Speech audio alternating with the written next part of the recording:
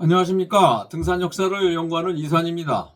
오늘은 1922년 영국 에베레스트 원정대 육부에 대해 말씀드리겠습니다. 1922년 에베레스트 원정대원들이 돌아온 후 왕립지리학회 회장 프랜시스 영 허즈번드는 런던의 그 원정위원회 위원들과 상의해 다시 에베레스트 원정대를 보내기로 계획을 세웠습니다. 이들은 1923년 에베레스트 원정대를 1차, 2차 두 번에 걸쳐 보낼 생각을 했었습니다. 1차 원정대는 1922년 그해 가을에 티베트로 다시 대원들을 보내 베이스 캠프를 설치하고 미리 루트를 개척해 놓는 것이었습니다. 그리고 2차 원정대는 그 다음 해인 1923년 1월 최고의 그 대원을 선발해 스위스 알프스로 보내 6주 정도 고난도 원정 훈련을 실시하고 티베트로 보내는 계획이었습니다. 하지만 요란한 계획만 구성하고 다 취소되어 1924년 봄에 3차 원정대를 보내기로 결정이 되었습니다. 그 이유는 산소통 장비를 정비해야 하는데 시간도 필요했고 원정비도 3,000파운드 이상 더 들어가야 하기 때문에 예산 확보 문제도 있었습니다. 한편 조지 멜러리는 귀국한 후 에베레스트 등반가로 불리며 유명세가 있다 보니 일명 에베레스터라고 불리기 시작했습니다.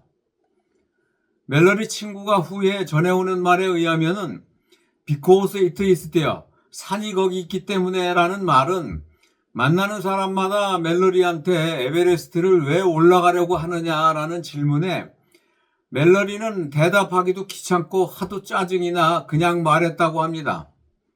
원정위원회 아서 잉크스는 멜러리가 돌아온 후 멜러리 팬이 되어 캠브리지 대학 강사를 추천해 주어 대학에 나가게 되었습니다.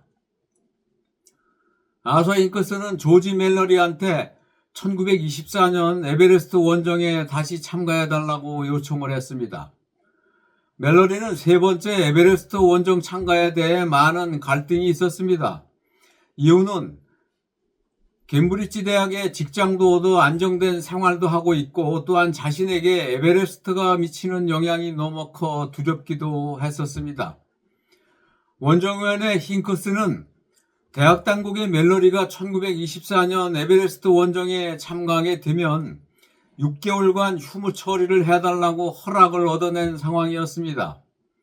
이런 상황에서 멜러리는 힝크스한테 내 존재가 에베레스트 원정에 그렇게 필요하냐라고 물어보니까 아서 힝크스는 당신은 일반 시민에게 존경받는 에베레스터이고 1924년 원정에 참가하지 않는 것은 생각할 수 없는 일이다라고 말했습니다.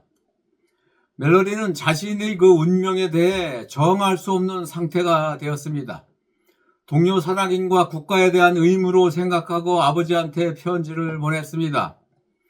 세 번째로 1924년 에베레스트 원정에 참가하게 된다면 제 결정이 바람직한 행동이길 바랄 뿐입니다. 라고 써 보냈습니다. 한편 하워드 서머벨은 철수한 후 런던의 그 유니버시티 칼리지 병원을 퇴직을 하고 인도 네이호로 선고병원에 합류하게 되었습니다. 서머벨은 18살 때부터 록클라이밍 클럽에 가입해 암벽을 시작하고 1916년 제1차 세계대전 쏨 전투에서 외과의사 군의관으로 참전해 대학살을 목격하며 죽어가는 수백 명의 부상자를 치료했었습니다. 서머벨은 전쟁 후 평화주의자가 되고 기독교 신앙인의 그 신념을 갖고 1923년 이후 30년 이상 인도인 환자 구제를 위해 의료 봉사를 했습니다. 그는 티베트와 히말라야 그림을 그린 화가로도 유명합니다.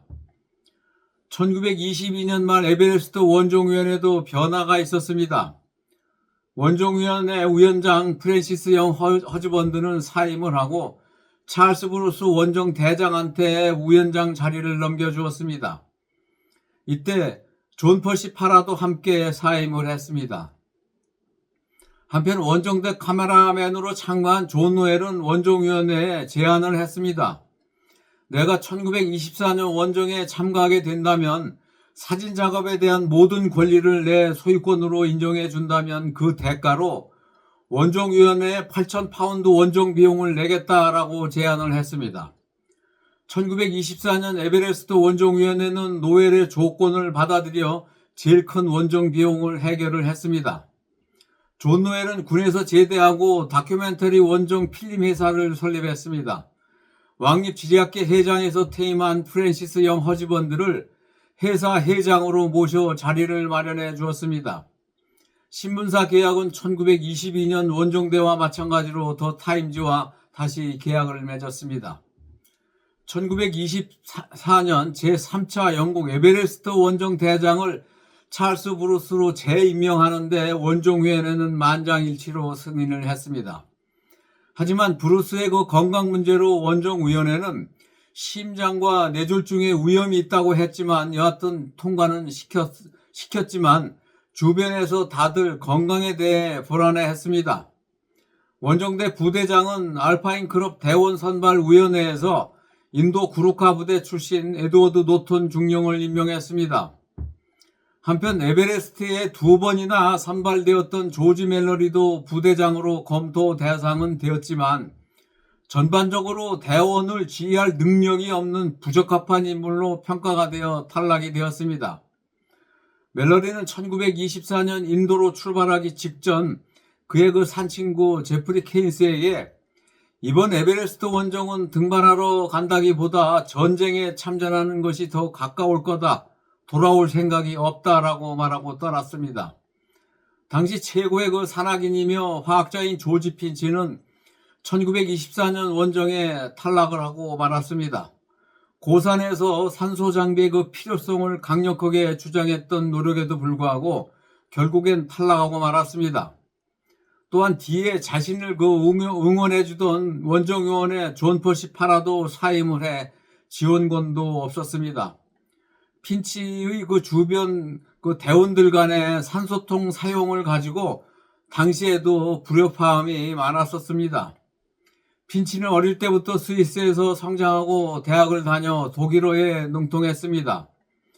에베레스트 원종 후 독일어권 청중인 독일 오스트리아인들한테 원정 등반 경험을 강연할 때 원종위원회는 강연료 수익 50%를 요구했으나 핀치는 이해할 수 없는 처사라고 거절을 했습니다. 당시에도 강연료 저작권 문제로 말도 많았습니다. 오늘은 여기까지 하겠습니다. 다음은 1924년 영국 에베레스트 원정대 일부에 대해 말씀드리겠습니다. 에드워드 노턴의 그 할아버지가 1857년 알파인 클럽 창립 멤버로 그 유명한 알프레드 윌스입니다. 윌스는 몽블랑 샤머니 60 계곡에 독수리의 그 둥지라는 최초의 그 산장을 건립한 변호사입니다. 이 알프스 산장에서 노턴은 어릴 때부터 등산을 배우는 군인입니다. 노턴은 구루카 병사들과 세르파들에게 존경받는 인물로 정직을 중시하는 리더십을 갖춘 군인으로 알려져 있습니다. 이후 영국 에베레스트 원정대는 1954년 네팔 쪽 사우스콜로 에베레스트를 초동할 때까지 계속 노턴한테 다양한 조언을 얻었습니다. 노턴은 후에 홍콩 총독을 역임하고 육군 중장으로 예편했습니다. 등산 역사에 관심이 있으시면 구독해 주십시오. 감사합니다.